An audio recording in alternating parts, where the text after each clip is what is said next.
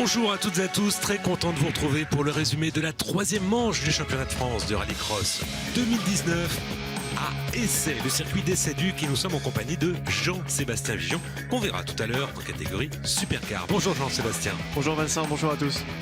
Troisième rendez-vous de la saison, il y a eu l'Essai dans la Manche auparavant, il y a eu Châteauroux, et puis là on reste du côté dans l'ouest, du côté d'Alençon pour une piste quasiment historique créée en 1975. Avec un plateau très conséquent, plus de 100 voitures, toutes catégories confondues. Il y a 5 catégories, Supercar, Super 1600, D3, D4 et Twingo, du beau monde. Oui, du très beau monde dans toutes les catégories, avec une piste qui est agréable à piloter, avec beaucoup de vitesse, et franchement je pense que tout le monde s'est régalé ce week-end. On vous voit ici à l'écran avec votre DS3 Jean-Sébastien, un circuit très vallonné également, un peu moins d'1 kilomètre de long, des vibreurs assez hauts, et un tour joker assez spécifique. Et bien on va découvrir cette piste en compagnie du leader du championnat de France en catégorie Supercar, Samuel Peu. En attendant, voilà le calendrier. 9 manches au programme cette saison, l'Essai, Châteauroux, Essai, nous y sommes. Ensuite il y aura Faleras, Lavaroé, Kerlabo, Pont-de-Rouen, Mayenne et Dreux pour conclure la saison. 937 mètres de long, majoritairement sur asphalte, mais 38% de terre malgré tout. 152 mètres au départ jusqu'au premier virage. Un tour joker en dévers. On voit ça depuis la 208 WRX de Samuel Peu, le leader du championnat de France catégorie Supercar. Bonjour, Samuel Peu, pilote Supercar en 208 WRX. Je vais vous présenter le circuit d'essai. Alors là, procédure de départ. Voilà, c'est parti. Donc là, on peut voir que mon départ n'est pas merveilleux. Du coup, j'ai Laurent et Philippe. Et du coup, je rentre dans la parabolique le long droite qui referme sur une épingle pour après prendre la grande ligne droite avec de la compression. On arrive quasiment à 170-180 au bout. Là, je suis derrière Laurent. On va arriver sur une épingle en terre sur le tour normal. Sauf que je décide de prendre le tour joker, qui est plus lent de 2 secondes quasiment.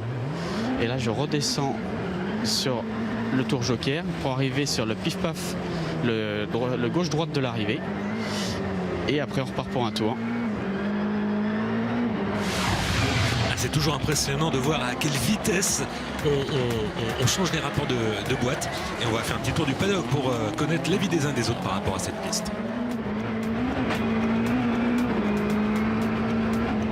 Il y a une super ligne droite et au moins on prend un peu de vitesse, contrairement à Châteauroux où c'était un circuit assez tortueux, et du coup on prend énormément de plaisir dans les voitures avec cette sacrée cuvette là qui passe à fond. De l'extérieur ça paraît vite, mais de l'intérieur c'est très vite, vraiment très vite. Ça va vite, hein, on atteint quasiment 180 km/h à la sortie de la compression, donc ça va très vite, les virages vous sautent un peu au visage, donc il faut garder ce tempo en permanence, c'est pas toujours facile, mais c'est passionnant, c'est un circuit atypique mais vraiment intéressant. C'est une piste sur laquelle il n'y a absolument aucun moment de repos, contrairement à d'autres où on a tendance parfois dans une longue ligne droite, des choses comme ça, à pouvoir respirer un petit peu. Ici c'est impossible. Ça va à fond après, mais il faut quand même mettre les roues à la bonne place, qu'on est vite dans le rail, donc c'est vrai que c'est un endroit impressionnant, c'est sympa.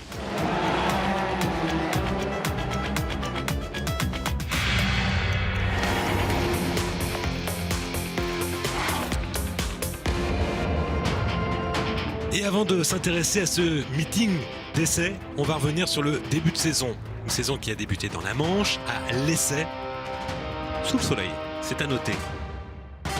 Pour une piste qui sert d'essai pour bon nombre d'équipes officielles, notamment Peugeot Sport avait installé une base à l'époque où le constructeur français est engagé de manière officielle au mondial. Et regardez, au départ, eh bien, ce sont les Clio, et notamment celle de Philippe Malouine. Pardon. Je fais un mélange, hein. C'est Fabien Chanoine ou Philippe Malouine. Mais en tout cas, c'est les deux Clio qui sont partis devant Samuel Peu. Alors on voit Jacquinet qui avait abandonné avec sa Ford Fiesta. Donc Chanoine qui est le premier à observer son passage dans le tour joker. Joker tout en terre sur cette piste de l'essai. Jochen Cox, le seul belge à l'époque, mais il y en a eu d'autres depuis, c'est ce qu'on verra. Et Samuel Peu qui prend l'avantage sur Chanoine après le passage du tour joker. Il met la pression sur le leader Philippe Malouine Samuel Peu qui ne l'a jamais rien, hein. Il est toujours au contact. Philippe Malouane qui ne va pas craquer, qui va résister jusqu'au bout. Et pourtant, la pression exercée par Peu, alors que Laurent Bouilloux, eh bien, Bouilloux qui fait une très belle première épreuve du championnat, hein, en se classant 3e. et il est devant Fabien Chanoine qui klaxonne également derrière, et ça pourrait être son premier podium. Attention à Jochen Cox qui est parti un peu large. C'est toujours très généreux, Jochen Cox. Et la victoire pour Philippe Malouane. C'était pas la première en championnat de France de rallycross. Il avait déjà gagné sur cette piste de l'essai, une piste qui lui convient plutôt bien et très à l'aise. Il a été très rapide tout le week-end à l'essai. Et vraiment une victoire méritée. Quelques semaines plus tard, on se retrouvait dans l'Indre à Châteauroux dans des conditions différentes. Alors s'il a fait beau lors de la seconde journée du dimanche, en revanche, on avait pris la pluie tout le samedi. Avec avec des petits nouveaux. Ouais, Julien Febvreau et François Duval. Eh bien les deux sont en première ligne. Et au départ, eh bien c'est Duval qui vient en tête, un petit peu bousculé Julien Febvreau avec sa Peugeot 208 bleue, et menacé par Jonathan Pamier. Alors les deux voitures sont côte à côte. Julien Febvreau avec la 208 bleue. Jonathan Pamier qui se fait un petit peu écarté ici dans ce deuxième virage de Châteauroux. François Duval qui a eu un petit peu de mal à se mettre dans le rythme le premier jour, mais bon, comme tout très bon pilote de sa classe a vite compris le fonctionnement et a été très rapide le deuxième jour. Ouais, François Duval, on va le présenter, un pilote belge de 38 ans. C'était le premier belge à remporter une manche de championnat du monde des rallyes avant Thierry Neuville. C'était en Australie en 2005, 14 podiums en 84 départs. Il a été pilote officiel chez Ford, chez Citroën. Et sa première participation en rallycross dans le cadre d'un championnat d'Europe s'était soldée par une victoire. Après, c'était peut-être la chance du débutant, ça a été un peu plus dur, mais question coup de volant, il est redoutable, François Duval. François Duval, on n'a plus rien à apprendre, hein. C'est vraiment un garçon avec un très très gros coup de volant, avec, comme on dit dans le jargon, un car contrôle exceptionnel. Il est capable de mettre la voiture dans des positions très bizarres, on pourrait dire, et qui arrive à la rattraper. Voilà, c'est pas le plus dur de la mettre dans des positions bizarres, mais c'est savoir la contrôler. À la ramener et puis à la rendre efficace malgré des positions bizarres, je le dis, donc... Non, ouais, on voyait là à Châteauroux, il n'y a pas beaucoup de pilotes capables de faire ça dans le premier virage. Et vraiment un pilote redoutable. Et ce qui donne encore plus de relief à la performance de Julien Febvreau, deuxième. Ouais, Julien toujours très rapide, hein, à chaque fois qu'il vient en rallycross avec cette magnifique 208, il est toujours très rapide.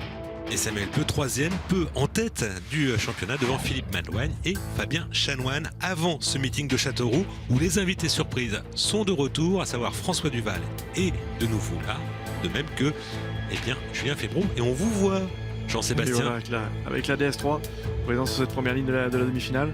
Avec d'excellents temps autour lors des manches qualificatives. En revanche, des petits soucis de départ. Oui, on a un peu galéré tout au long du week-end pour faire démarrer la voiture. Malgré tout, on avait une très bonne vitesse autour. Et comme on va le voir en cette demi, c'est peut-être mon meilleur départ du week-end. On va le voir, on va réserver le suspense pour la suite. Le but du jeu, on part pour 6 tours de piste avec un passage pour chacun des concurrents dans le tour joker, que ce soit dans le premier, deuxième, troisième, quatrième, cinquième ou sixième tour. Et à l'arrivée, les 4 premiers se qualifient pour la finale. Alors que là, on voit l'ensemble de la grille avec Kevin Chakine et Francis Ballocci sur la troisième et dernière ligne. Très bonne deuxième ligne avec David Mélier et Jochen Cox. David Mélier très très bon sur les départs également tout au long du week-end. Et top, c'est parti pour 6 David tours de rapide, de la deuxième ligne qui est déjà mis à côté de Samuel Peu. J'arrive à m'incruster derrière Fabien Payet, ça va toucher derrière. Oui, voilà. Un peu poussé par Samuel Peu. Samuel qui a été également percuté par Jochen Cox. Alors en tête, on le voit dans ce dévers. En tête, on a Fabien Payet devant vous, Jean-Sébastien, avec votre DS3. Vous précédez le leader du... Oh attention, il y a eu un problème pour Payet. Ça bouchonne, Fabien Payet qui a rencontré un petit souci technique dans cette épingle et du coup pour ma part ça fait un peu tranche de jambon entre lui et Samuel Peu. Ouais, la voiture en diagonale est abîmée, hein. Que ce soit l'avant gauche ou l'arrière droit, c'est plus tout neuf. Non, ça... Bon, pour l'instant c'est pas grave, vous êtes toujours deuxième et en lice pour une place pour la finale, c'est le but. Il est clair d'aller sauver cette finale. Pas de problème non plus pour Fabien devant qui commence déjà à s'échapper. Oui, attention au point minimum à partir. Il y a des bouts qui s'envolent de votre voiture. L'ancienne voiture de Timur Timerzianov, récent vainqueur à Spa, mais également c'est la voiture qui avait piloté Sébastien Loeb lors de sa première apparition en rallycross, c'était aux États-Unis. Il a gagné l'East Game avec cette même voiture et on voit que le contact de cette épingle fait crever la roue arrière droite et là ça commence à devenir un petit peu compliqué. On voit plus, on voit que la jante, hein. Là ça part dans tous les sens, voilà. un gros plan et Samuel Peu. Samuel qui est en attente et qui va bien sûr essayer d'en profiter. Alors qu'est-ce qu'on pense dans ces moments-là? Faut tenir les tours restants, le tour joker à quel moment? Qu'est-ce qui se passe? Il y a un gros coup dur qui se passe parce qu'on prend un gros coup quand même voilà, quand on est deuxième de la demi et qu'on se rend compte, voilà, je parle avec le spotter pour signer que je suis crevé, ils me font immédiatement rentrer dans le tour joker. C'était la bonne stratégie pour maintenant, l'idée est claire, hein, il faut aller sauver la finale, il faut finir et tenir dans les 4. Mais je vous promets que ça va être très long. Alors, vous ressentez 4e devant vous. Il y a 3 concurrents qui doivent effectuer un passage par le tour joker. Mais bon, en vitesse pure, vous ne pouvez plus rivaliser. Mais il faut surtout contenir derrière Jacquinet. Et Fabien Payet qui s'est totalement échappé. Moi, j'avais fait un petit peu phénomène de bouchon sur Samuel Peu et David Mélier avec la crevaison. Donc Fabien en a profité et s'est échappé. Bon, maintenant, Samuel qui met du rythme pour essayer de revenir. David, voilà, très intelligemment prend le joker le tour après moi pour contrer et assurer également sa qualification. Il ressort devant vous, mais pas un écart énorme hein, malgré tout. Ouais, l'écart qui suffit hein, pour sauver sa place en finale.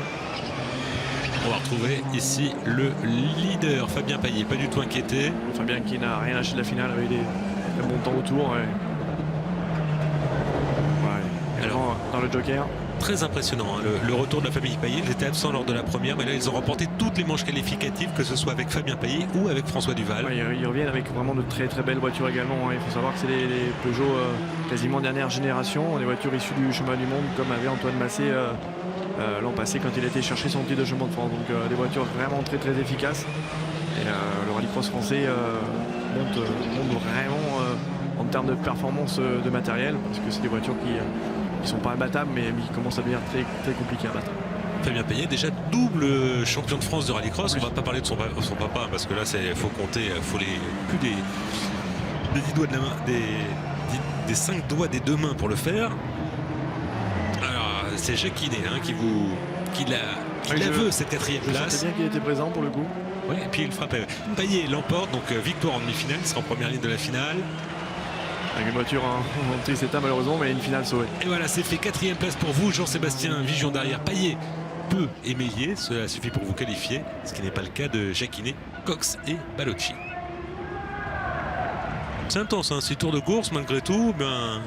On est content quand ça s'arrête. Ouais, peut-être encore plus pour vous. Ça a été assez long. Et là, il va y avoir du travail pour les mécaniciens parce qu'elle n'est plus de première jeunesse, votre DS3. Il n'y a pas beaucoup de temps à perdre non plus, hein, parce que les finales s'enchaînent après derrière. Donc toute l'équipe a fait un gros boulot pour que la voiture soit présente en finale.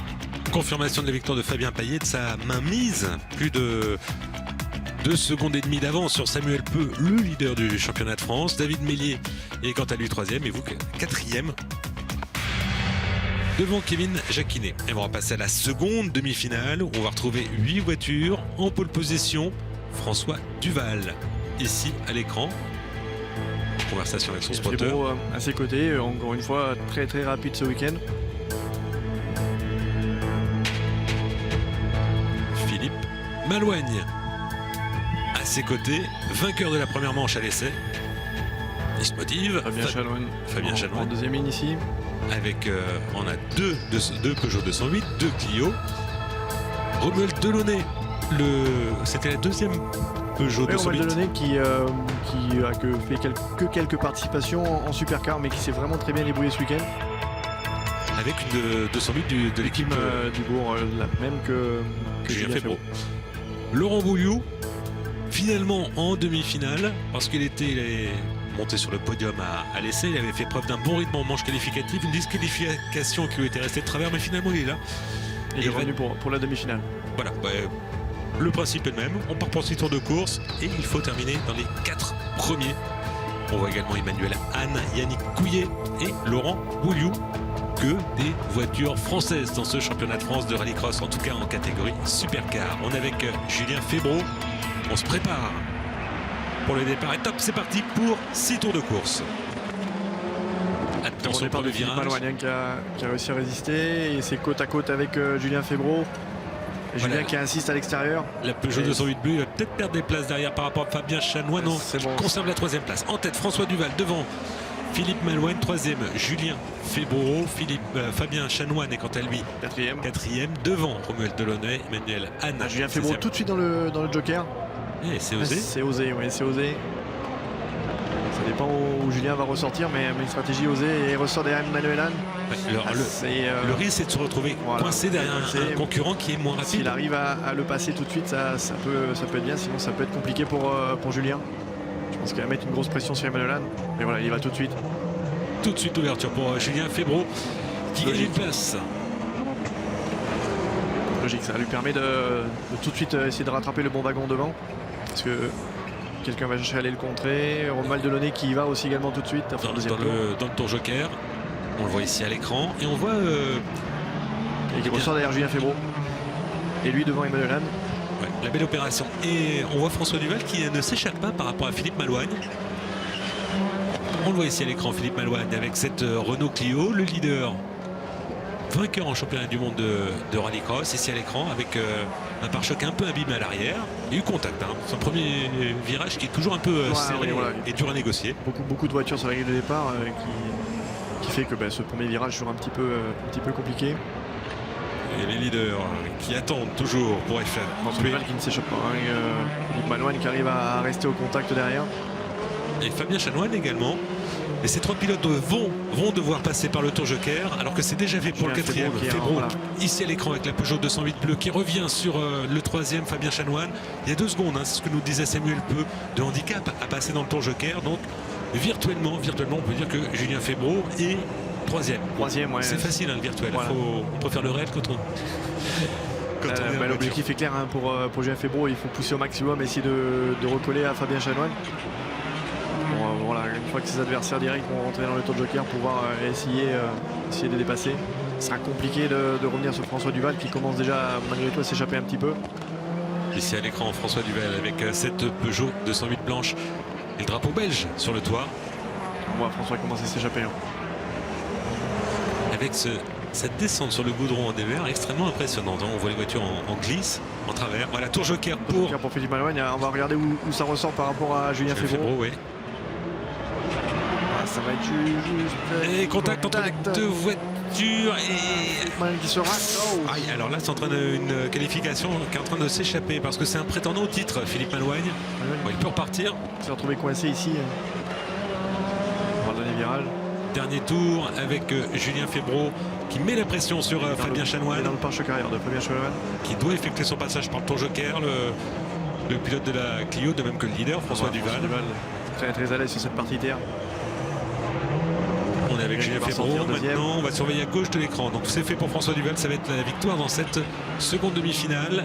Et la 2e place pour Julien Febro, ici à l'écran, devant Fabien Chanoine. 4e, Romuald Delaunay, dernier qualifié. En revanche, ça s'arrête là pour Emmanuel Anne, Laurent Bouliou, Philippe Malouane, c'est la surprise, et Yannick Couillet. Confirmation de la victoire de François Duval avec un temps qui était, me semble-t-il, encore meilleur. 3,27,293 pour ces 6 tours, plus un passage par le tour joker. Et son compagnon d'écurie, Fabien Payet, c'était 3,29,429. Attention à François Duval. Eh bien, avant de voir la suite, on va s'intéresser à la catégorie Super 1600 et au champion de France Junior 2018 qui a sauté le pas, qui est passé dans cette catégorie. Et qui est un peu la révélation de ce début de saison. Valentin Comte. Bonjour, Valentin Comte, 20 ans, je viens de Haute-Savoie. Je roule en Super 1600 cette année après l'obtention du titre en championnat de France Junior en 2018.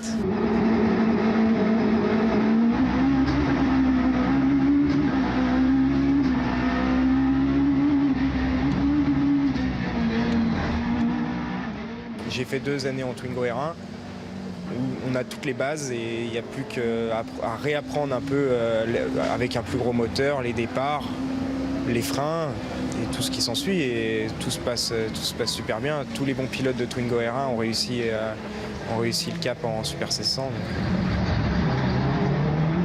C'est des jeunes qui sortent d'une coupe, donc voilà, c'est les Twingo R1, elles sont toutes identiques les voitures, donc les gars et les filles d'ailleurs jouent un peu plus des portières, elles jouent un peu plus à la limite, et puis voilà, après en Super 1600 c'est un petit peu différent, mais on voit que quand même il y a de l'envie, quoi.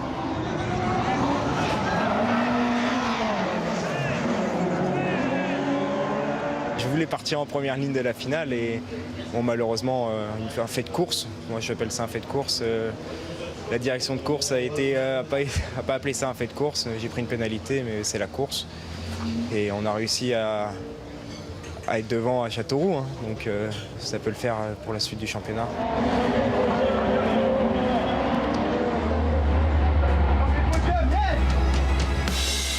Exactement, à Châteauroux, c'était son premier podium, ce qui lui vaut d'occuper la 2e place du championnat de France Super 1600 derrière Yvonique Jagu, mais devant David Moulin. Moulin qui était vraiment très rapide à Châteauroux dans des conditions compliquées. Et on va préciser aussi une chose qui change, donc c'est le surcroît de puissance, c'est ce qu'il disait, c'est la même chose, pas tout à fait. Désormais, il y a un spotter. On va surveiller également le retour de Jimmy Terpereau. Le retour avec la C2 Super 1600 qu'il connaît par cœur. Podoro aussi très rapide également. Julien Ardonnière, un ancien vainqueur de la Coupe Twingo, un ancien champion de France junior. Martin avec la 208. Franck Ardonnière, le papa à Julien, présent ici également avec la Ini Super 1600. Jérôme Molac avec la petite 208. Et Emmanuel Guillermo. Bon, le principe est le même qu'en Supercar, on part pour 6 tours de course, un passage par le tour joker quand on le décide, mais il faut le faire. Il y en a qui ont essayé, ils se sont fait disqualifier, je dis ça, je dis rien. Il y en a qui ont essayé. Je sais pas, je suis pas au courant. Non, on revient sur ce qui vous est arrivé à Châteauroux, justement. Pas de passage par le tour joker, ce qui vous a valu une élimination en demi-finale. Et le but, c'est de se qualifier parmi les 4 premiers afin de gagner son billet pour la finale. Moins de puissance, mais malgré tout 2 roues motrices, les roues avant et aux alentours de 250 chevaux. Ouais, pour vraiment les meilleurs, mais la moyenne est aux alentours de 230-240 chevaux. C'est déjà beaucoup et c'est David Moulin qui vire en tête devant Jimmy Terpereau. On est en compagnie de Jimmy Terpereau 2e. C'est une belle performance, hein, de David Moulin. Poudrou est quant à lui 3e et Julien Ardonnière 4e. On voit qu'il lâche pas. Jimmy, c'est vraiment l'attaque à 150% tout au long du week-end. On peut compter sur lui pour rester au contact. Marc Poudrou d'ailleurs qui marque un peu le pas sur Jimmy Terpereau. Et Jimmy Terpereau qui passe d'une voiture à l'autre. On l'a vu avec une Skoda Fabia, que ce soit en championnat d'Europe de rallycross Super 1600 parce qu'il y participe également ou lors de la première manche à l'essai. Retrouver la C2 ce week-end, mais on voit il est très à l'aise au volant de cette C2. Et la différence par rapport à une catégorie Supercar, on le voit dans les virages en appui serré. On voit la roue arrière intérieure qui se lève alors qu'on ne voit jamais ça en Supercar. Et la pression exercée par Jimmy Terpereau sur le leader, sur David Moulin. Jimmy Terpereau, c'est vraiment un attaquant, hein. Il est, voilà, on peut lui faire confiance. La moindre petite faute de son adversaire, il sait en profiter. Et il est vraiment, comme je disais tout à l'heure, à l'attaque à 150% en permanence. Et il ne faut pas laisser la moindre ouverture. On se souvient d'une très belle passe d'armes entre lui et Yvonique Jagu, c'était à l'essai. Et il sait profiter de l'erreur de l'adversaire et il sait également la provoquer en lui mettant une pression incroyable. Pour avoir roulé avec lui, c'est vrai qu'il est en permanence présent derrière. On voit la voiture qui passe d'un rétro à l'autre et il est là. On sait que voilà, il sait vraiment mettre la pression. Le freinage, là on arrive en 6e vitesse. Cette épingle qui était très difficile avec la partie terre, très difficile à ressortir. Il fallait vraiment aller chercher la motricité pour sortir cette épingle. Alors, est-ce qu'on prend toujours le tour joker quand on l'a décidé ou il arrive des moments où on freine trop tard et on rate son virage et on n'a pas le choix, il faut prendre le tour joker? Ça arrive? Ouais, ça peut arriver, mais généralement c'est quand même prévu avec le spotter. Le spotter nous prévient toujours assez tôt, il ne prévient pas au dernier moment, à part cas exceptionnel, mais généralement dans la ligne droite on est déjà prévenu quand on va rentrer dans le joker et ça nous permet d'anticiper. Voilà, on voit Jimmy qui essaie de se préparer. Ouais, là il est encore un peu plus pressant si c'était possible et il se décale pour pas aller au contre. Une petite poussette, mais ouais, c'est léger. Rien de méchant. Hein. Et derrière ça se bagarre également entre Poudrou et Julien Ardonnière. Il est très impatient derrière et très rapide. Oui, puis avec une voiture jaune fluo, ça aide à mieux se faire voir dans les rétros. Peut-être une petite faute de David Moulin et Terpereau qui en profite. Il a ouvert la porte à Jimmy Terpereau et c'est vrai qu'avec un garçon comme ça derrière, il faut pas faire ce genre de manœuvre. J'ai l'impression qu'il a voulu aller plus vite dans ce virage et voilà, il s'est embarqué à l'extérieur. Il a pris un peu une trajectoire idéale, mais Jimmy a su en profiter et se place à l'intérieur. Et il prend le joker tout de suite. Attention, freinant très tard ici pour l'éphémère leader, à savoir Jimmy Terpereau qui rechute en 2e position. On a vu Poudrou également qui a effectué son passage par le tour joker. Maintenant Jimmy Jimmy on va essayer de recoller à David Moulin. David qui va être obligé de prendre le tour de joker vu que c'est le dernier tour. Et ça sort près du rail hein, pour Jimmy Terpero avec cette C2 jaune fluo. Martin également avec la Peugeot 208 en troisième position doit effectuer un passage par le tour joker. Il n'a pas pris le tour joker encore. Alors tour joker pour le leader David Moulin ici à l'écran. On va voir où est-ce qu'il va ressortir. Normalement il sera battu par Jimmy Terpero. On a vu Terpero passer. David Moulin ressort deuxième donc qualifié. Victoire pour Jimmy Terpero devant David Moulin. Et derrière on attend Marc Poderou qui se qualifie également avec la C2 Super 700. De même que Julien Ardonnière. En revanche, Michael Martin, eh bien, sa stratégie de prendre le tour joker dans le dernier tour n'a pas été payante. Il termine 5e et premier des non qualifiés, de même que Franck Ardonnière, le papa de Julien. Mais il y aura un Ardonnière en finale Super 700. Jérôme Molac en reste là, de même qu'Emmanuel Guillermo.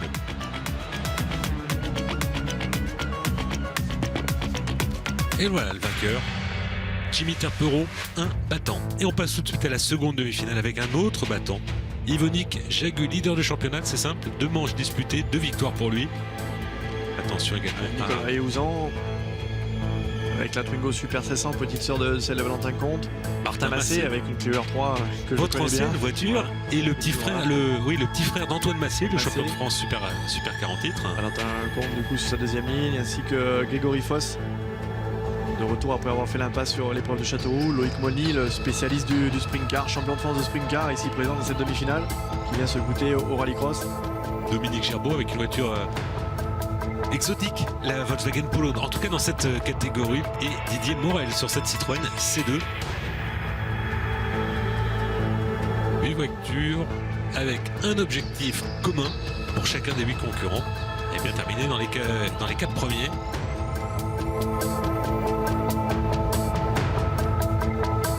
Si possible sans trop endommager sa voiture parce que les finales s'enchaînent vite. Ouais, ça arrive vite après les...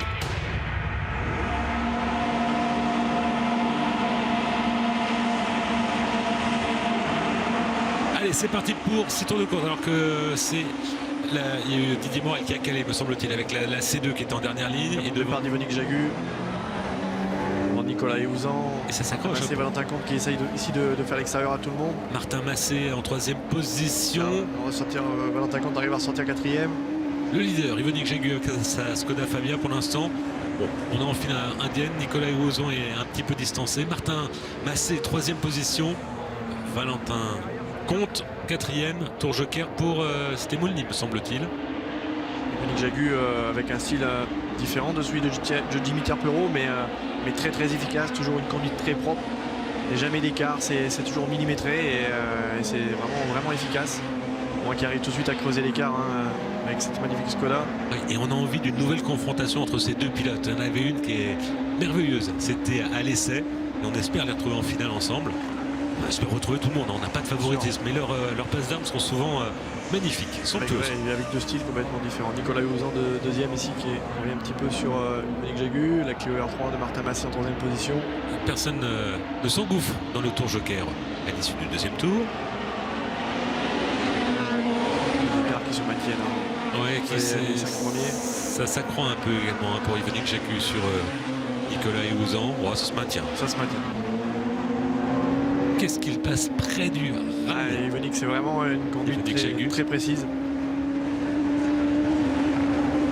On voit ici à l'écran le leader. On a une mi-course. Alors qui va entrer dans le tour joker? Faut se décider un moment.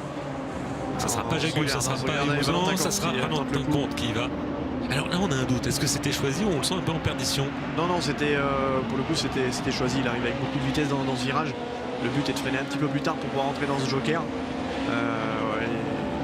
L'idéal est de ne pas être gêné de par un concurrent devant soi pour rentrer le plus vite possible dans le tour joker. On est en compagnie du deuxième Nicolas Eouzan qui s'empoint pour...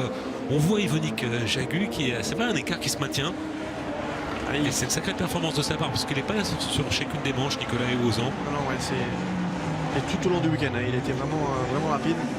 Toujours pas de tour joker pour Yvonique Jagu. Martin Massé qui va contrer Valentin Comte tout de suite et qui rentre dans le tour joker. Le couple de la Clio R3 fait la différence sur cette partie terre. Et il ressort derrière Molny, me semble. Non, derrière Grégory Foss. Ah, Qui lui Grégory n'a Foss. pas pris le tour joker encore. Mais devant.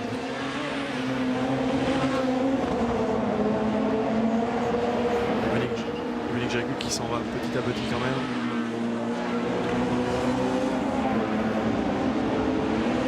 Alors, Nicolas Eouzan, tour joker maintenant ou pas?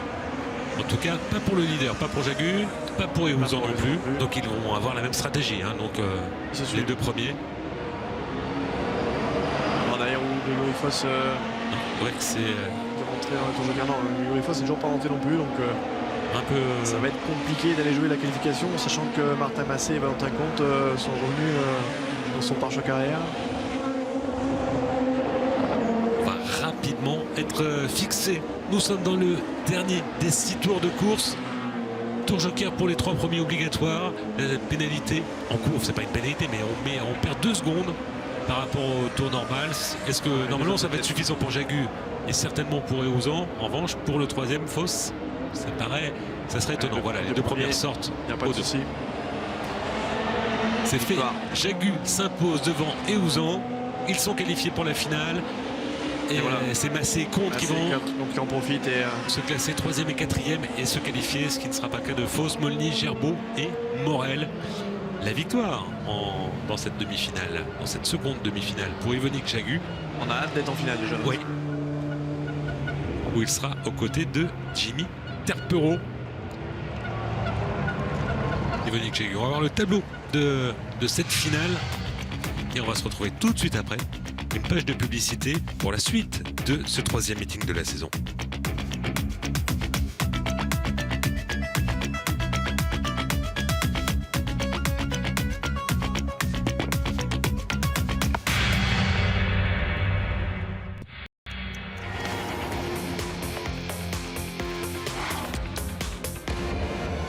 Et nous sommes de retour à Essay dans l'Orne pour le résumé de la 3e manche du championnat de France de rallycross 2019. On a vu dans un premier temps, avant de retrouver les finales de la catégorie Supercar, les hits, le Super 1600, et on va passer aux spécialités françaises. Et on va commencer par la Division 3.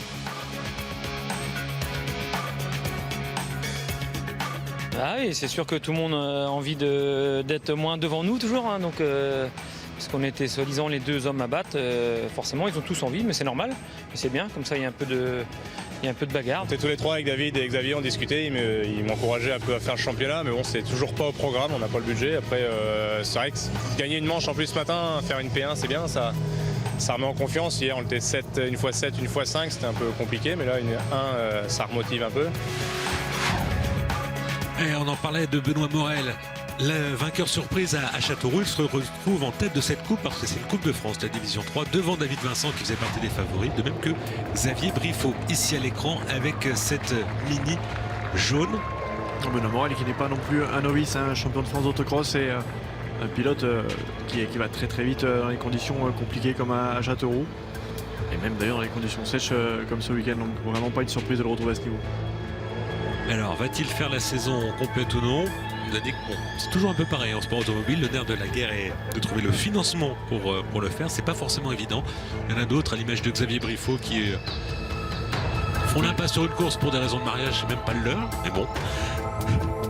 Mais en tout cas, on va retrouver Xavier Briffaut qui s'était imposé lors de la première manche à l'essai, non qualifié pour la finale à Châteauroux. Et on trouve en revanche, David Vincent toujours régulier. Oui. Sur cette première ligne également. Jean-Baptiste Vallée en deuxième ligne. Grégory Le Guernevet, Patrick Berthelot et Pascal Lambec. Alors, la spécificité, ce sont des moteurs atmosphériques qui développent pas loin de 400-450 chevaux, 4 roues motrices. Voilà, en position pour la plupart centrale arrière, à part pour David Vincent qui est en centrale avant. Et quel envol de Romain Houillet qui a viré en tête, qui a déposé tout le monde, a commencé par Xavier Briffaut et en compagnie du leader Romain Houillet. Il avait fait quelques apparitions la saison dernière avec des bons résultats. Là, un début d'année qui ne devait pas correspondre à ses attentes, mais il se reprend sur cette piste d'essai. Alors que j'avais une voiture s'engouffrer dans le tour joker, deux mêmes voitures, c'était Jeunet et Berthelot. Benoît Morel qui avait également quelques soucis de départ ce week-end. Qui est sorti ici en 3e position, mais on peut compter sur lui pour maintenant recoller à la tête du peloton. Ouais, et avec Xavier Briffaut également, qui ne parvient pas à faire la jonction sur Romain Houillet. Donc la voiture Romain Houillet a pris un bon départ, mais derrière il enchaîne de très très beaux tours. Ça roule très vite devant pour ces trois hommes. Grégory Le Guernevet qui est très bien parti également, parti de la dernière ligne, il se retrouve déjà ici en 4e position. Alors je ne sais pas s'il a changé de voiture, en tout cas ce sont des châssis tubulaires sur lesquels on met une carrosserie de voiture en fibre de verre. En tout cas c'était pas une Opel par le passé. Non, ouais, c'est une nouvelle voiture, la voiture est complètement entre guillemets nouvelle malgré qu'elle ne soit pas neuve. Mais après c'est vrai que c'est des châssis tubulaires et sur lesquels on met entre guillemets une peau. Voilà. Donc je ne savais pas si il a changé de voiture de manière complète ou simplement la carrosserie. Non, totalement pour Grégory Le Guernevet, c'est une voiture qui a déjà roulé par le passé. Tour Joker pour Benoît Morel, et c'est vrai, on le sent, on freine beaucoup plus tard quand on rentre dans le Tour Joker. Voilà, c'est pour ça que Benoît Morel s'est décalé pour essayer de les freiner un peu plus tard et rentrer un peu plus vite dans ce Tour Joker. Oui, mais alors si on a un adversaire attentif et qu'on veut protéger sa position, on peut s'en rendre compte, on peut contrer cette stratégie. C'était un peu la chose qui peut se passer si l'adversaire est attentif ou que le spotter fait parfaitement son travail. On peut aller le contrer directement et amener son adversaire à l'extérieur dans le Joker et à ce moment-là lui faire perdre plus de temps qu'il n'en gagne au final. En tête de la course, ici à l'écran, Romain Houillet. Il s'échappe, Romain Houillet. Oui, s'échappe devant Xavier Briffaut. Briffaut dans le Tour Joker. Avec beaucoup de vitesse à l'entrée. Très bien placé ici et ça va ressortir très vite pour Xavier Briffaut. On avait vite compris parce qu'on s'est dit que de toute façon à cette allure-là, il ne pouvait pas négocier le virage du tour normal. Donc c'était obligatoirement il rentrait devant. Il est ressorti en Benoît Morel. Et de peu, ça va être serré dans ce dernier tour. Benoît Morel en tête de cette coupe de division 3 à l'issue des 2 premiers rendez-vous. Il a sa place pour une saison complète. Voilà, avec une voiture à la conception un petit peu différente. La plupart ont le moteur forcément derrière eux et la boîte qui rentre dans l'habitacle, la boîte de vitesse qui rentre dans l'habitacle et Benoît lui qui a la boîte qui est derrière, donc un peu un phénomène de sac à dos. Une petite faute de Xavier Briffaut, mais Benoît Morel n'a pas pu en profiter. La victoire de Romain Houillet. Il reste un tour. Il reste un tour, parce qu'il a effectué son passage par le Tour Joker, donc le plus dur est fait. Et encore, 937 mètres à tenir. Avec une bonne avance pour. C'est plus compliqué derrière pour Xavier Briffaut face à Benoît Morel. Grégory Le Guernevet est 4e et potentiellement qualifié. Il faut se fermer les portes pour. Oui, mais est-ce qu'il y a vraiment raison de se battre, sachant qu'on est. Après, c'est une très bonne place en finale, donc pour Benoît Morel, il a tout intérêt à essayer de passer Xavier Briffaut parce que ça peut le faire progresser d'une ligne pour la finale. En tout cas, c'est fait pour Romain Houillet, victorieux de cette première demi-finale devant Xavier Briffaut et Benoît Morel. Grégory Le Guernevet termine 4e et dernier qualifié. On reste là, Jean-Baptiste Vallée, Stéphane Genet, Patrick Berthelot et Pascal Lambec.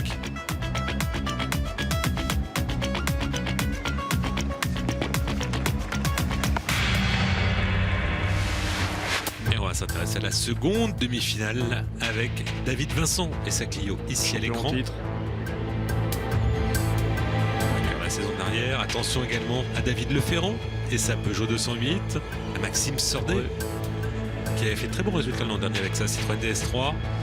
Laurent Jacquinet et sa Ford Fiesta partiront en deuxième ligne, de même que Nicolas Boucle, auteur d'un podium avec cette Mercedes Classe A. Magnifique voiture. Nicolas Flon et sa Renault Clio 4 partira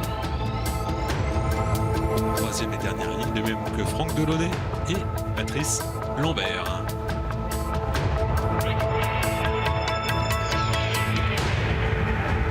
Voilà pour la grille de départ, avec toujours le même objectif, se classer parmi les 4 premiers et aller retrouver les petits camarades de jeu en finale, à savoir Romain Houillet, Xavier Briffaut, Benoît Morel et Grégory Le Guernevet. Et c'est parti.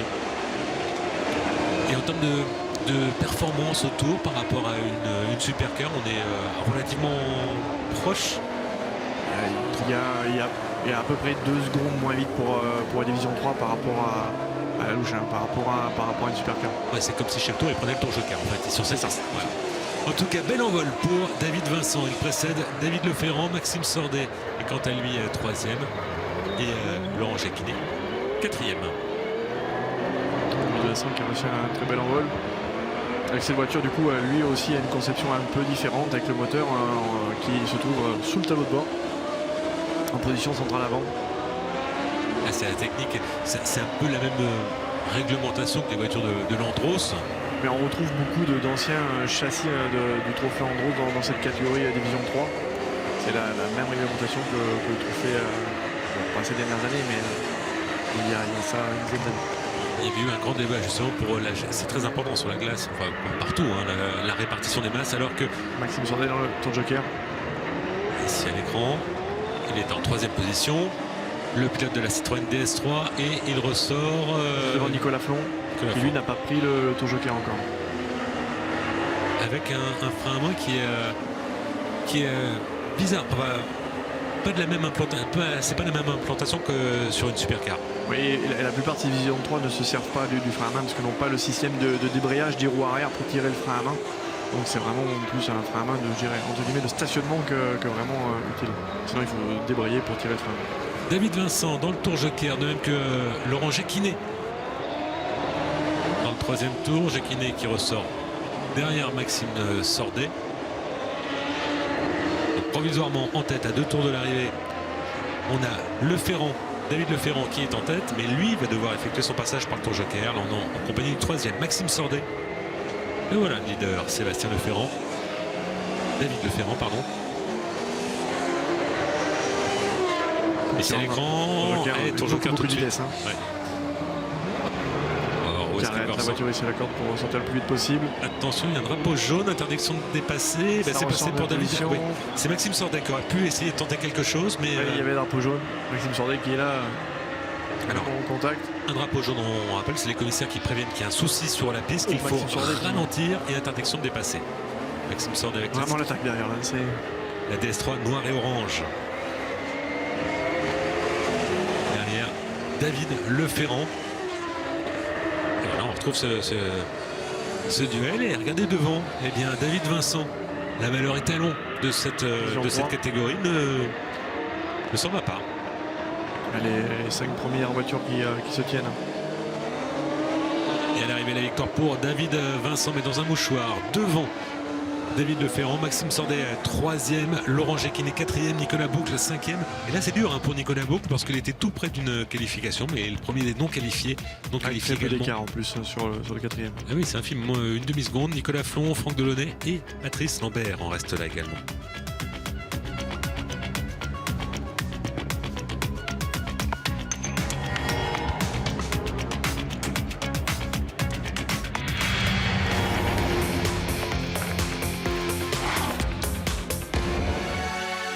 Passer à une autre particularité française, la Division 4.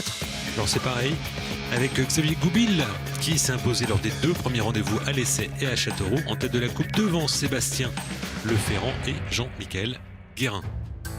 La principale différence du coup avec les Super 700, c'est que ce sont des moteurs 2 litres voilà, qui suivent un règlement de rallye qui ressemble au règlement F2000. Attention à ce pilote, Dorian Deslandes, du haut de ses 16 ans, un ancien kartman. Il fait forte impression depuis le début de saison. Très rapide avec un papa rallyman qui a toujours également été très rapide, donc qui suit les bons conseils du papa. On a vu la féminine de la D3, à savoir Jessica Tarrière. Jessica Tarrière qui sera de la partie. On retrouve également Jarry. Tout le monde, on va faire donc Dorian Deslandes sera sur la première ligne, de même avec à ses côtés Christophe Barbier et Jean-François Blaise sur la magnifique Clio 4, Jessica Tarrière en 2e ligne, et voilà Christophe Rio, Philippe Jarry et Johan Tyrrell. Ce sont des voitures dont 2 roues motrices, pour la plupart des tractions, quasi exclusivement des tractions. Il y a eu des propulsions et un moteur de 2 litres de cylindrée qui développe très bon départ de Dorian Deslandes avec la petite 208 voie étroite qui alors on voit la Clio en tête et Dorian Deslandes 2e ici avec cette Peugeot 208. Réussi à s'intercaler. Alors quel est l'intérêt d'avoir des voies plus étroites? Est-ce que ça peut présenter un avantage ou pas du tout? C'est une affaire de réglementation, d'homologation de la voiture. Ouais, c'est une histoire d'homologation. Attention là, c'est miraculeux de s'en sortir aussi bien d'une figure comme celle-ci, non, Jean-Sébastien? Oui, je pense qu'il a été percuté pour faire une figure comme celle-ci à l'entrée du toboggan. Là, c'est même un petit peu limite, mais il s'en sort très bien. C'était Steven Drouillet. Alors qu'en tête on retrouve Jean-François Blaise et sa Clio. Il précède Dorian Deslandes et Christophe Barbier. Alors Dorian Deslandes, 16 ans, on le sait rapide, il va falloir qu'il soit solide pour résister à la pression de Christophe Barbier. Ouais, je l'ai regardé rouler un petit peu le week-end, ça faisait partie des pilotes que je regarde rouler pour un peu m'inspirer, je veux dire. Et il était vraiment très très rapide, très efficace, et pour son jeune âge, c'est l'image de Valentin Comte, c'est vraiment des pilotes à surveiller pour l'avenir parce qu'ils sont clairement au niveau déjà malgré leur jeune âge. Et Barbier qui parvenait pas à trouver l'ouverture sur Deslandes a effectué son passage par le tour Joker, passage sans frais, il est rentré 3e, il ressort 3e et il précède Jessica Anne-Tarrière avec qui nous sommes en caméra embarquée. 4e et pour l'instant qualifiée pour la finale. Et elle a également effectué son passage par le tour Joker. Donc pour l'instant, très belle performance de Jessica Tarrière. Ouais, 3e, 4e, 5e quand déjà fait leur tour de Joker. Il reste aux deux premiers. Et Dorian Deslandes qui remontait sur Jean-François Blaise. Jean-François Blaise qui rentrait dans le tour Joker pour aller contrer Barbier et Tarrière. Alors va-t-il ressortir devant? Oui, j'ai l'impression. Et Dorian Deslandes qui se retrouve en tête. Alors, deux options pour lui. Soit on fait un passage dans le tour Joker dans le 5e et avant-dernier tour, soit dans le dernier. Tout dépend de la vitesse en piste. Hein. Si, je pense que voilà, c'est son spotter qui va le renseigner. S'il a la vitesse en piste pour creuser un peu l'écart sur.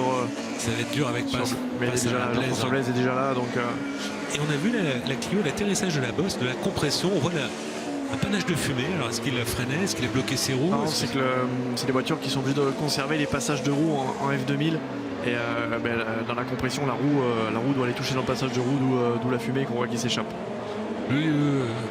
Dorian Deslandes est passé par le tour Joker et il a perdu l'avantage sur Jean-François Blaise qui s'impose et se qualifie bien évidemment pour la finale.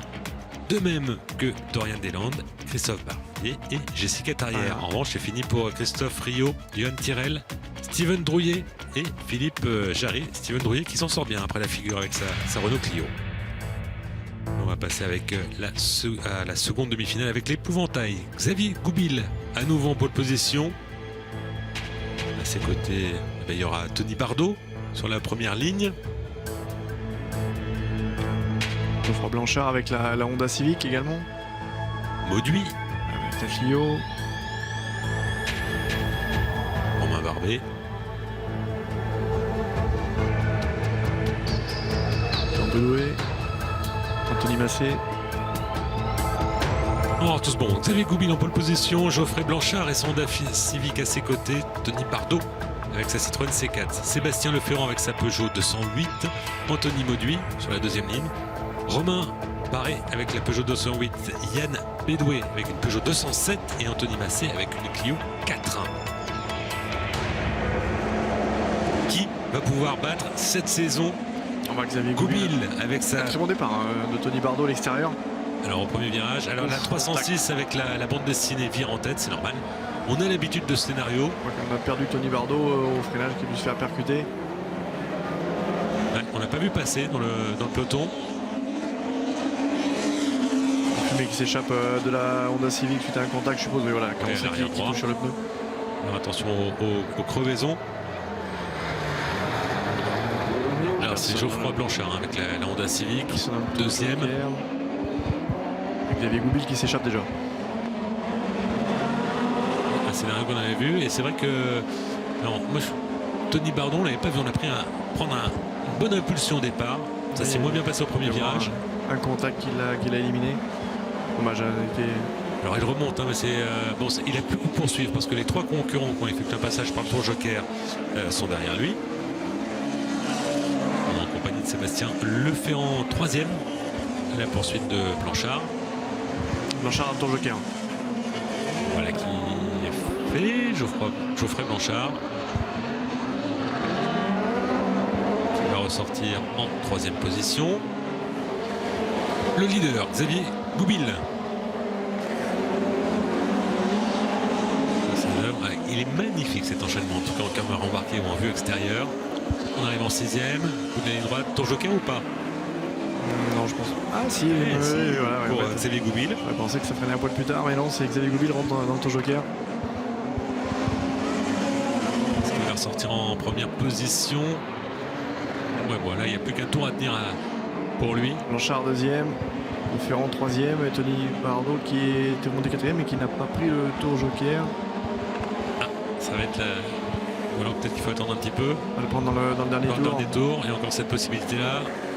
Sébastien Leferrand à la lutte avec Blanchard. C'est pour la deuxième place de cette seconde demi-finale de la D4. Oh, un dépassement. On se décroise derrière. Oui, on se menace aussi. On se fait il y a de l'intimidation également. Intimidation. Très bataille pour la deuxième et troisième position. Et la victoire pour Xavier Goupil Goupil. qui s'est échappé. En revanche pour Bardot. Va-t-il conserver? Non, il n'a pas conservé. Non. C'est dommage, hein. 5e place, première place éliminatoire pour... Dommage qu'il ressort juste derrière Maudoui ici. Et surtout après ce départ, cette bonne impulsion, et bon, c'est passé quelque chose. En tout cas, victoire de Xavier Goupil, qualifié de même que Geoffrey Blanchard, Sébastien Leferrand, Anthony Mauduit. C'est fini en revanche pour Tony Bardot, Anthony Massé, Romain Barré et Yann Bédoué.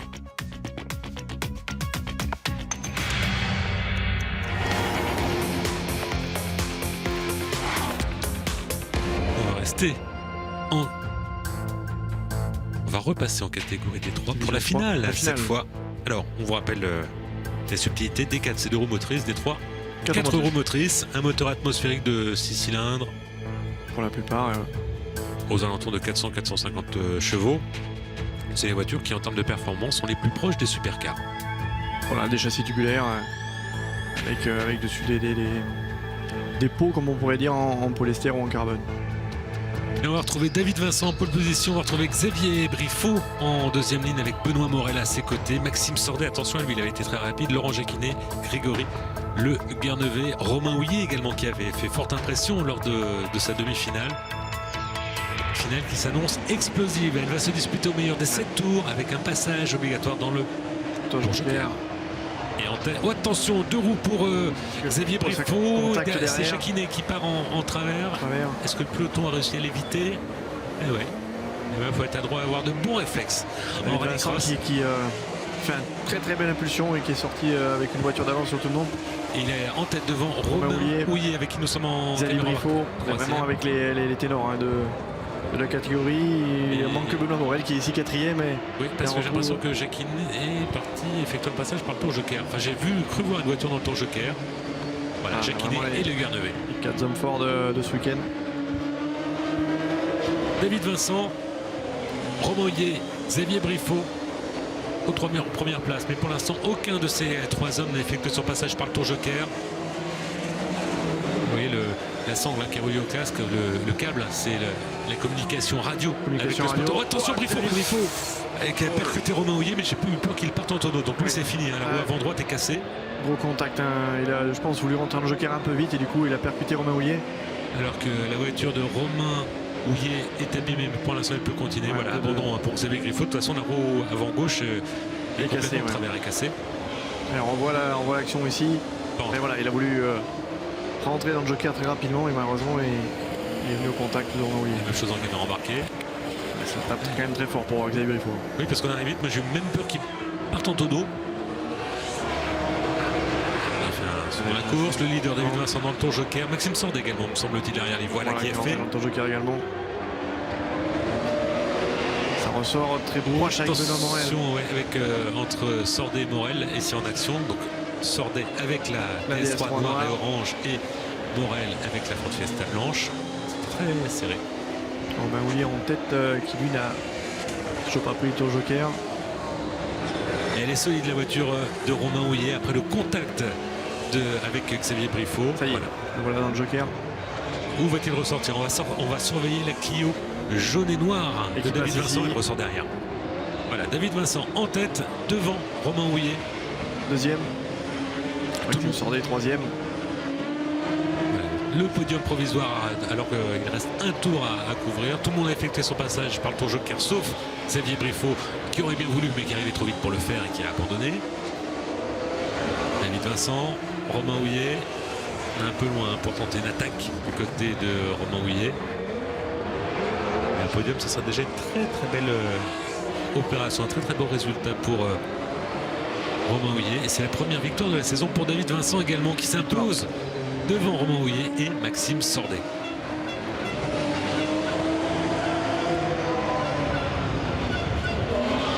David Vincent qui devrait reprendre les commandes de cette catégorie D3, parce qu'il accusait juste un point de retard par rapport à Benoît Morel. 66 points pour Benoît Morel, 65 points pour David Vincent, nouveau leader de la coupe. Alors que là, c'est le champion Xavier Briffaut qui va perdre de précieux points pour le championnat. Bon, il a commis une erreur, c'est de sa faute et il s'en sort bien. Xavier, il a fait une erreur, Xavier Briffaut, l'abandon. Confirmation de la victoire de David Vincent, vainqueur de la D3 ici à Essay, troisième meeting de la saison en championnat de France de rallycross. On va écouter un petit mot du vainqueur. Elle fait du bien la victoire, parce qu'effectivement les deux premières courses ça nous a échappé à chaque fois. Châteauroux on était un peu en délicatesse. À l'essai elle aurait pu être pour nous, mais bon voilà, après on l'a pas eu. Mais on se rend compte qu'avoir eu 7 victoires l'année dernière, c'est quand même une belle performance, parce que c'est pas dit du tout que cette année ça va se passer comme ça. Mais bon voilà, après il faut pas non plus chercher la victoire à tout prix. Avec mon expérience maintenant j'arrive un petit peu plus à gérer et à rouler un peu plus intelligemment, et donc voilà, mais ça fait quand même beaucoup de bien, une petite victoire pour moi et pour toute l'équipe, ça fait du bien.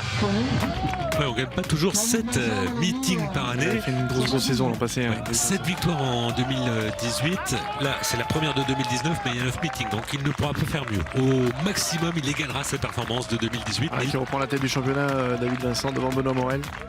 Maxime Sordet 3e, David Leferrand 4e, et la surprise est déconvenue pour Xavier Briffaut, seulement 5e. Et qui perd de précieux points.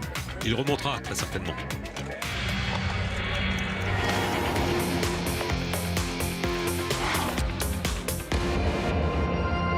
Retour à la division 4, on avait vu les 2 demi-finales tout à l'heure. Place à la finale avec l'homme fort de la catégorie, Xavier Goupil en pole position.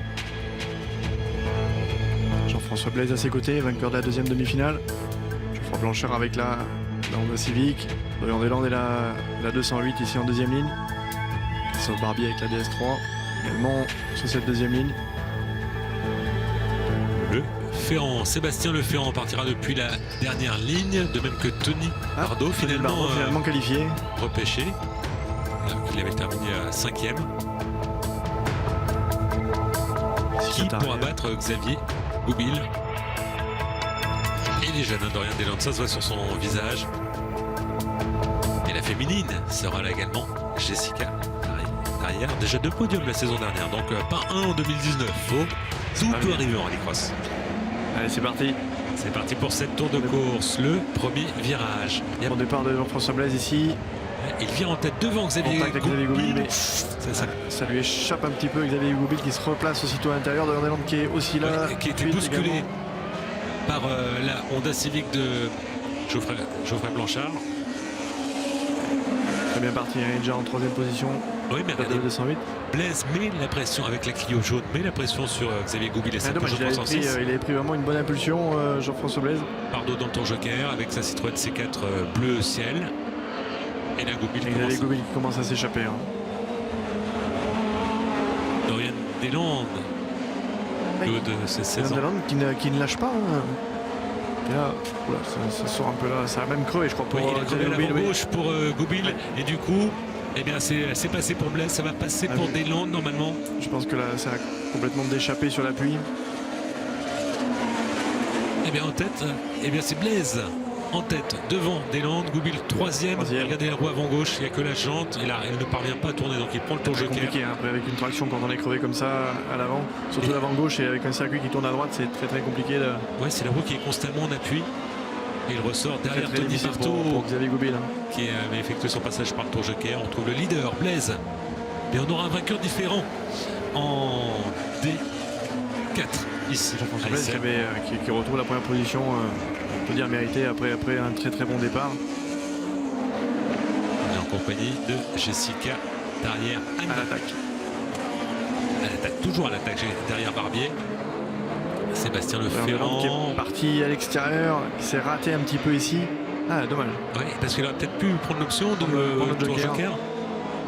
Jessica C'était Tarrière aussi. dans le tour joker également. Et c'est la jeunesse, hein, 16 ans. On peut Normal. faire des petites erreurs. C'est normal, ça fait partie de C'est l'apprentissage. l'expérience. De l'expérience, elle en a. Jessica Tarrière, son papa roule en rallycross, elle roule depuis de nombreuses saisons. Et on voit les concurrents passer, il y en a deux devant les Blanchard et Bardot. Eux ont déjà effectué un passage par le tour joker. Bastien Ferrand, du coup, qui est très bien revenu, hein, qui a profité un peu des contenus des uns des autres. On a vu Blaise et Le Ferrand et Les armes sur Joker et voilà. coup qui ressort en tête.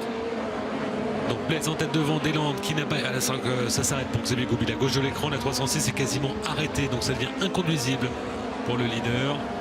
Dorian Deslandes ici avec cette Peugeot 208 blanche. Un podium, hein. Il y a un écart qui a été créé sur le 4e, qui en plus lui n'a pas pris le tour Joker non plus, donc ça devrait faire pour Dorian Deslandes. Alors il y a Sébastien Le Ferrand qui est juste derrière lui. Normalement lui devrait repasser. S'emparer de la deuxième place. Voilà, Et voilà, dernier tour Joker pour. Ça passe près, hein, quand même. Des voitures Ça qui passe près, oui. négocient le virage normal du circuit normal, la piste normale sans le tour joker. Et à la sortie, il ressort Et derrière le Ferrand. 503e. Donc la victoire ici pour Jean-François Blaise à l'écran devant Sébastien Le Ferrand. Le podium, et c'est le premier pour Dorian Deslandes en sport automobile. Certains l'ont déjà vu en karting, mais en sport automobile, c'est son premier. C'est sa première. Première en rallycross. 16 ans. Première victoire également pour Jean-François Blaise, le premier pilote à effacer Xavier Goupil de la plus haute marche du podium dans cette D3. D4. D4, pardon. Faut qu'on enchaîne trop vite les deux. Confirmation. Blaise Le Ferrand Deslandes sur le podium. 4e Christophe Barbier. 5e Tony Bardot. 6e Geoffrey Blanchard. 7e Jessica Tarrière. Et 8e Xavier Goupil. On écoute le vainqueur. Fallait rouler propre, être régulier, c'est ce qu'on a fait. Au spotter derrière, ça gérait bien, ça a canalisé la chose. Donc non, parfait, pas plus de pression. J'étais pressé que le drapeau d'Ami Sabès quand même. Le spotter canalise la chose. Qui est la chose? Le tempérament du pilote? On va écouter m'avait dit que Dorian Dylan. le soir d'essai, je serais 3e au championnat, j'aurais signé tout de suite. Donc pour moi, c'est exceptionnel, j'ai envie de vous dire. C'est assez exceptionnel pour tout le monde, hein, cette performance de Dorian Deslandes. Une très bonne performance, surtout qu'il a un très bon niveau dans cette division 4. Il est face à des garçons qui roulent depuis de nombreuses années et il arrive déjà à faire sa place, donc c'est vraiment très bien. En tout cas, Xavier Goupil reste en tête de cette catégorie.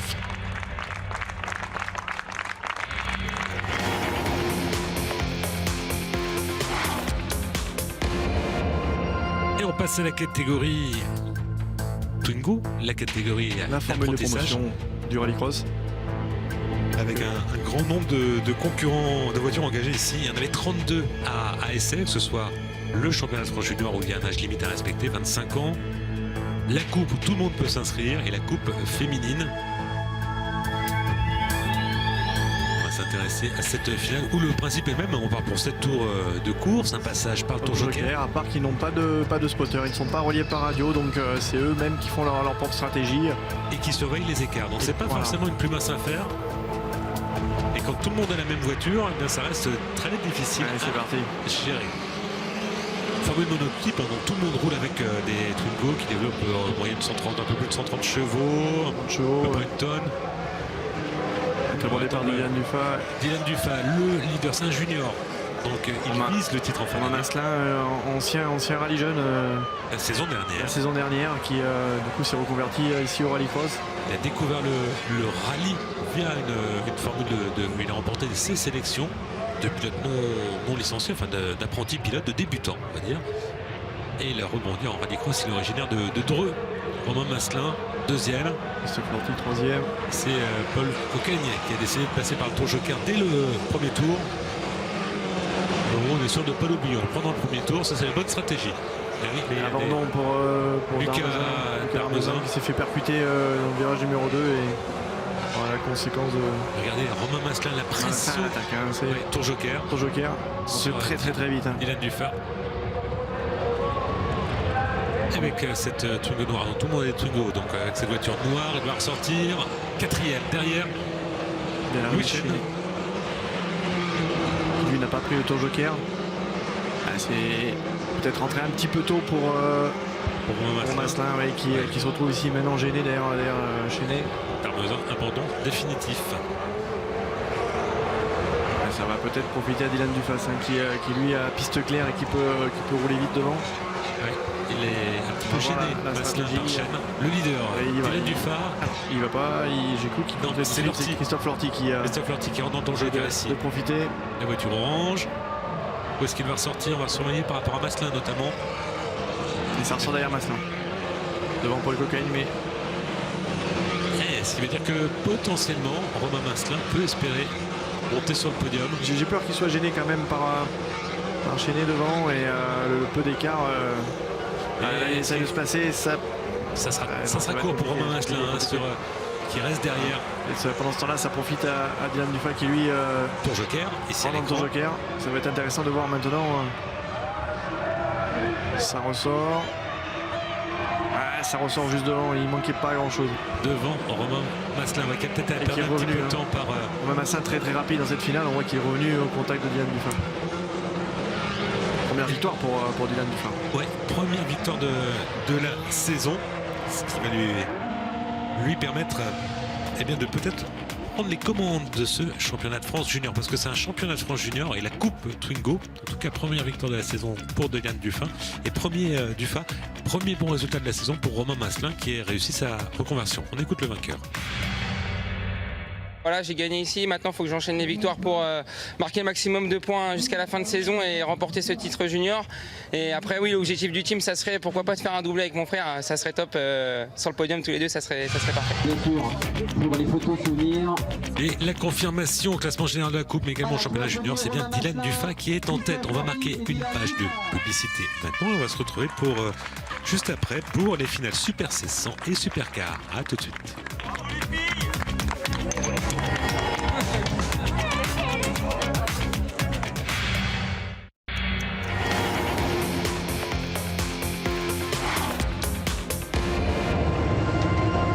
Retour à Essay dans l'Orne pour le résumé de la 3e manche du championnat de France de Rallycross 2019. Et on va s'intéresser à la catégorie Super 1600 avec attention ce pilote Valentin Comte, capable de faire un très beau résultat, mais on s'impatiente déjà pour le duel entre Jimmy Terpero ici à l'écran avec cette C2. Bagarre, c'était une bagarre de manche. Après il y aura la bagarre de la finale, c'est pas la même chose.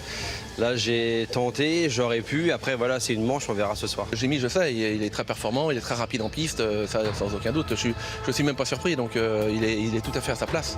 Donc il a parfaitement le potentiel pour gagner ce week-end de toute façon. Donc je vais m'employer moi à faire le moins de fautes possible. On l'attendait, ce duel entre Jimmy Terpero et Yvonique Jagu. On en avait eu un échantillon lors de la première manche à l'essai. Ça va très vite pour les deux pilotes dans deux styles différents. Et beaucoup d'implications. On les retrouve tous les deux du coup sur cette première ligne avec Nicolas et Ouzan sur leur droite. David Moulin sur la deuxième ligne avec la Dacia, la Clio R3 de Martin Massé, Marc Poderoux sur cette troisième ligne avec la C2 Super 1600. Valentin Comte avec sa Twingo Super 1600 et Julien Ardonnière avec cette Suzuki Swift, toujours Super 1600. C'est normal, c'est le nom de la catégorie. Mais attention, il peut y avoir notamment pour Martin Massé, des voitures de la catégorie R3 avec une adaptation technique. Elles ont un peu plus un moteur de litre. Un moteur de litre avec un petit peu plus de coupe, mais de notre côté, la voiture est plus lourde. On va partir pour 7 tours de course, un passage par le tour joker et surveillez bien.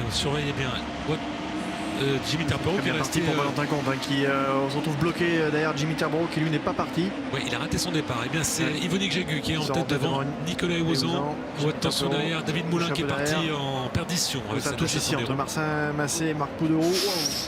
David Moulin, ça fait deux virages de problème. Et qui n'a pas pu éviter malheureusement. Et en tête, on a Yvonique Jagu devant Eouzan, troisième Jimmy Terpero. Mauvais départ pour Jimmy Terpero. Drapeau rouge. Alors, est-ce que Deuxième chance pour Jimmy Terpero. Et est-ce que tout le monde va pouvoir repartir? Parce que là, David Moulin a encaissé 2 chocs. Voilà, on revoit le premier départ avec... Un faux départ de Nicolas Eouzan, il me semble. Peut-être, ouais. a entreaperçu, oui, peut-être. Hein, mais c'est vrai que le pare-soleil cachait les lumières.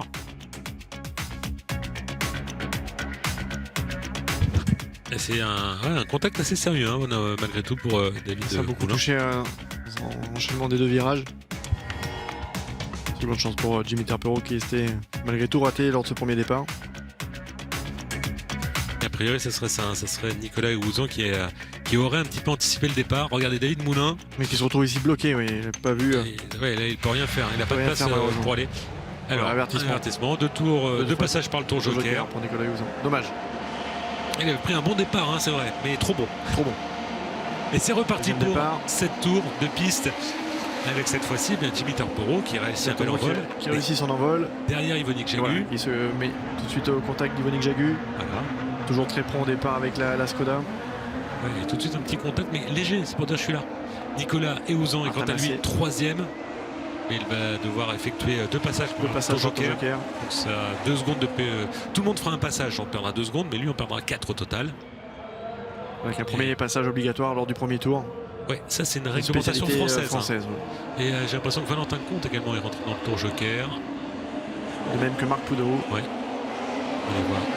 On s'en débarrasse tout de suite. Qui ne va pas lâcher Yvonique Jagu. On attendait le duel, le voilà. C'est magnifique en caméra avec cette vue arrière. Ouais. Jimmy Terpero. On est revenu à bord de la C2 Super 1600 jaune fluo. Et j'ai l'impression qu'Yvonique Jagu se détache un petit peu. Il y a des portions qui sont favorables à la Skoda et d'autres à la C2. Et comme je vous disais, ils ont 2 styles un peu différents, ce qui fait que Jimmy Terpero qui se place ici à l'intérieur, c'est magnifique. C'était osé, mais c'est vraiment bien joué de la part de Jimmy Terpero. Je l'avais dit tout à l'heure, hein, il profite de chaque occasion pour essayer de se mettre à côté de son adversaire. Yvonique Jagu ici, c'était vraiment osé, mais ça l'a fait. C'est peut-être pas fini, mais c'est... Parce que Yvonique Jagu peut rendre l'appareil. On va revoir le dépassement. Il a tenté quelque chose et il y avait un espace à l'intérieur, un trou de souris. C'est engouffré dedans. Et puis une très bonne motricité à la sortie pour la C2. Yvonique, je pense, s'est raté un petit peu à l'entrée de cette épingle et du coup, voilà, Jimmy s'est serré. Il est parti dans la paire meuble. Il a perdu quelques Jagu qui revient sur Jimmy Terpero. N'oublions pas, hein, l'écart est faible. Il va y avoir un passage par le tour joker pour chacun des deux, avec des stratégies certainement décalées. Une trajectoire complètement différente dans ce virage numéro 2 également, mais au final, les 2 fonctionnent. Alors j'ai une question pour vous. Est-ce que c'est pas un handicap pour Yvonique Jagu? Parce que la position de chasser, il l'a eu depuis 2 ans, quasiment tous les meetings, mais chasseur, ça faisait un moment que ça ne lui était plus arrivé. Oui, c'est des voitures qui ont peu d'écart de performance, donc du coup, très difficile de faire la différence.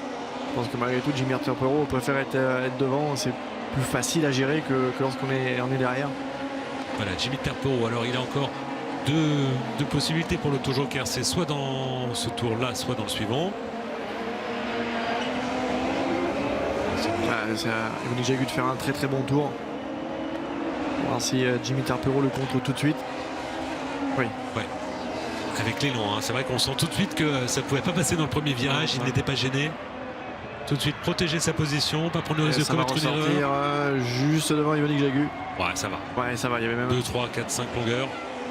On retrouve Yvonique Jagu. À lui maintenant de trouver l'ouverture sur la piste. Ça va être compliqué maintenant parce que dès qu'il y a un premier écart, il y a peu d'écart autour entre les 2 pilotes. Donc voilà, dès qu'il y a 2-3 voitures comme ça, l'espace, c'est très très difficile d'arriver à remonter sur l'adversaire si celui-ci ne fait pas de faute. On va compter sur Yvonique, il va tout donner jusqu'au bout pour essayer de recoller à Jimmy Terpero. Et Nicolas Houzon qui est là, 3e. Mais combien de tours joker a-il fait? C'est la question. Peut-être qu'il lui reste encore un à faire. Il a fait le premier. Ouais. On a pu rentrer dans le tour joker. Donc là, il est en train de perdre le podium. Le podium qui pourrait revenir à Martin Massé. Regardez le compte tour. On est très haut, très haut. Le contact entre Nicolas Houzon et David Moulin. Et tout le monde s'en sort bien. Marc Poudreau qui passe également, non, presque. Il n'aura pas été verni dans cette finale, David Moulin, que ce soit sur le premier ou le deuxième départ. Je vais revenir ici les 2 juniors qui se suivent avec Valentin Comte. L'air dernière avec qui nous sommes en caméra embarquée, lui roule avec une Suzuki Swift. Il est revenu. Bon, il n'y a plus que 3-4 virages. La 7 descente, un pif-paf, et on coupe la ligne d'arrivée pour Jimmy Terpero. Il a été la chercher, Jimmy Terpero, cette victoire. Il fait le spectacle un peu, il se rate un petit peu ici. Et la victoire pour Jimmy Terpero. Il va être content, Jimmy Terpero. Le premier à détrôner Jagu cette saison. Martin Massé avec un contact à l'arrière, ça fait beaucoup, sera sur le podium. De même, oui, parce que Eouzan, après son passage par le Tour Joker, a rétrogradé au classement. Il sera classé un petit peu plus loin. David Moulin terminera 4e devant Marc Poderoux, Valentin Comte et Julien Ardenière. Regardez, le vainqueur, Jimmy Terpero, et ce dépassement magistral. Osé, magistral et fair play. Il a su saisir l'opportunité de se placer à l'intérieur à la sortie de cette épingle. Voilà, il fallait être au plus près d'Yvonique Jagu et c'est ce qu'il a fait. C'est vraiment très bien joué. Non, ça sera. Eouzan sera déclassé, oui, parce qu'il était à la lutte avec David Moulin. On va écouter le vainqueur, Jimmy Terpero, forcément très content. On était venu pour la gagne, c'est ce qu'on a fait donc, ce week-end. Je suis très content parce qu'on a fait un début de saison un peu. Voilà, on a fait des belles manches, mais on n'a jamais fait des beaux résultats finaux. Et là, je voulais absolument gagner aujourd'hui, et chose faite. Et franchement, c'est ma plus belle victoire. La plus belle victoire pour Jimmy Terpero, qui en a remporté plusieurs, qui roule également en championnat d'Europe, Super 1600, avec de très belles performances par rapport à l'élite européenne qui vient principalement des pays d'Europe de l'Est pour cette catégorie. Oui, avec des voitures aussi très performantes au championnat d'Europe, et Jimmy arrive à s'immiscer parmi les meilleurs. Et au championnat, Yvonique Jagu reste en tête parce que Jimmy Terpero avait raté la deuxième manche à Châteauroux. Il précède David Moulin et Valentin Comte, toujours 3e de ce championnat de France Super 1600.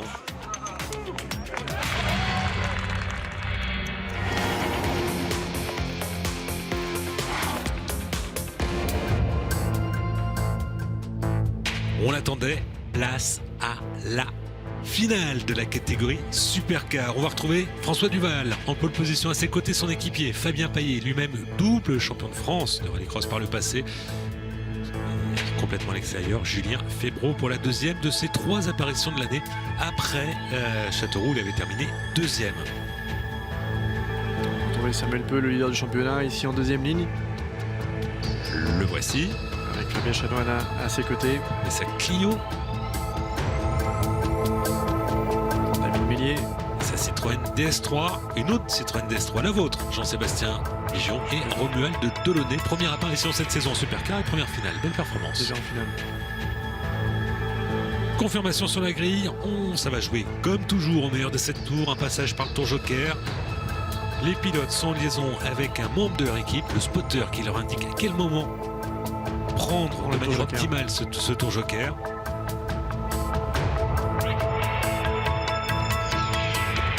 Et attention, est à son comble. On va surveiller le départ pour ces 7 tours de course. François Duval ici en embarqué. Il faut enclencher la vitesse. Alors on part en deuxième du côté de Julien Febro. Allez, c'est parti pour Romuald Delaunay. Et c'est parti, mais pas pour vous, Jean-Sébastien. Vous êtes. Il y a des soucis. Le processus de départ. Très bon départ par contre pour François Duval. Fabien Paillet. On est avec Julien Febro, troisième, voilà. Samuel Peu 4e. Romuald Delaunay, lui qui a réussi un excellent envol et qui est déjà 4e. 5e. Alors Duval en tête devant Samuel. Fabien Chanoine tout de suite dans le Tour Joker. Devant Fabien Paillet, son équipier. Julien Febro 3e, Samuel Peu 4e, Fabien Delaunay 5e. Et donc Chanoine dans le Tour Joker dès le premier tour. Il glisse en dernière position. Et les 2 voitures du team Paillet.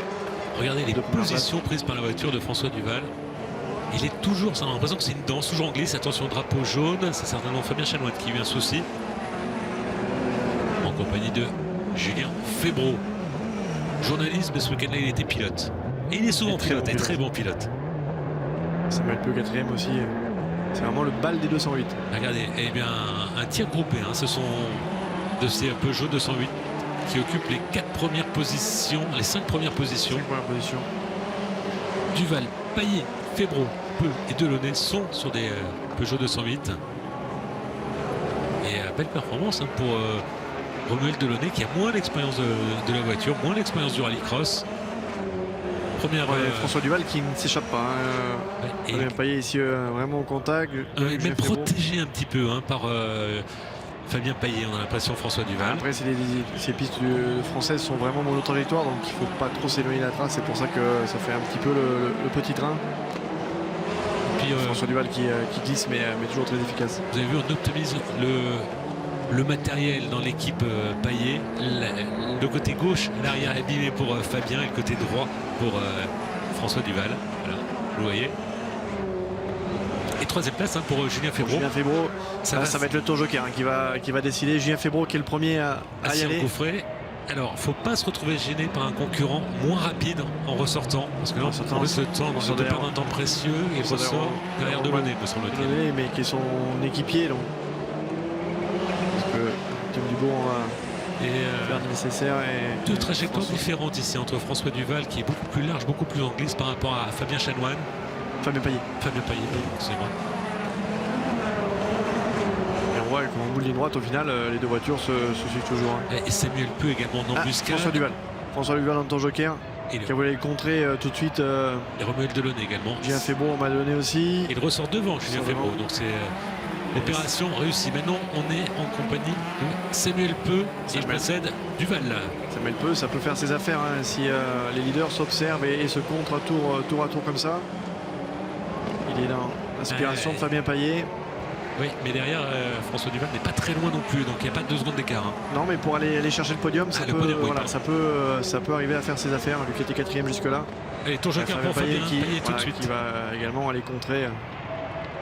Où va-t-il ressortir? On va surveiller par rapport à devant Julien Febvre. Devant Julien Febvre. Maintenant, à voir Samuel Peu, ses derniers tours, il faut tout donner. Alors Samuel Peu, le leader, doit passer par le tour joker. C'est un podium qui est en jeu. Très très vite dans le tour joker parce que personne n'est devant lui. Et regardez Julien Febvre qui rêverait de trouver l'ouverture sur Fabien Payet. Le leader Samuel Peu. Samuel Peu qui donne tout. On va surveiller, regardez, il va rentrer dans le tour joker. Au bout de cette ligne droite. Ça rentre très vite. Ici maintenant. Normalement, François Duval devrait passer pour une deuxième victoire d'affilée après celle à Châteauroux. Et ça ressort. Et Julien Febvre s'est écarté pour pas le gêner, mais ça ressort 4e donc pour. 3e pour Samuel Peu qui du coup monte sur le podium. La victoire pour François Duval, 2e place pour Fabien Payet, 3e place et 3e podium de la saison pour Samuel Peu, 4e place pour Julien Febvre qui est passé tout près d'un podium. Là c'était serré, c'était entre Peu et lui. Et on a évité le contact de part et d'autre. Ouais, le bal du joker a profité à Samuel Peu. Et voyez, le prendre. Peu l'a pris dans le dernier tour, c'était la bonne option. Julien Febvre l'avait pris dans le premier tour, mais une très belle course de tous les pilotes. Et une deuxième victoire de la saison après celle de Châteauroux pour François Duval. On a vu également au mondial, c'était à Spa. François Duval, Fabien Payet, Samuel Peu, les 3 premiers sur le podium. 4e place pour Julien Febvre qu'on reverra lors de la prochaine à Faleras. Romuald Delaunay 5e et on écoute le vainqueur, François Duval. Ici, c'est franchement un super parcours. On m'avait dit que c'était un ovale, mais c'est loin d'être un ovale. Toute la partie là rapide, c'est vraiment sympa. Il faut vraiment freiner très tard là-bas au-dessus. Et non, franchement, j'ai passé un super bon week-end. Je suis content pour l'équipe de Payet également. 2 victoires de suite, c'est bien. En roulant une fois par an, ça fait plaisir de revivre un peu les podiums. Ouais, une fois par an, c'est déjà la 3e fois de l'année, parce qu'il y avait déjà eu Châteauroux, il y a eu Spa dans le cadre du mondial, et maintenant, cette manche d'essai, et il y aura Faleras également dans quelques semaines. François Duval qui va peut-être prendre goût au championnat de France. Et au championnat, justement, Samuel Peu est en tête, 3 victoires en 3 courses, devant François Duval, 3e place pour Philippe Malouane, c'était le premier leader, malchanceux ici à essai. On écoute le leader, Peu, le leader du championnat de France de Rallycross 2019. C'est sûr, on garde la tête du championnat, on remet des points à nos adversaires directs, à part si François continue son championnat. Mais ça serait plutôt intéressant qu'il continue parce que je vois que ça motive tout le monde, ça relève le niveau. Il faut se cracher dans les mains pour aller chercher les premières places et 2e place et la preuve en est. Eh bien, c'est un week-end somptueux. On a vu la sportivité de Samuel Peu. On va trouver tout ce beau monde à Faleras. Ce sera en Gironde, ce sera le 2 juin avec vous, Jean-Sébastien Vigion, en piste avec votre DS3. Merci d'avoir été avec nous. Merci à vous tous. Et à très vite sur la chaîne Équipe pour le résumé de Faleras. Ce sera dans la continuité de l'épreuve le 2 juin. Salut à tous. Salut.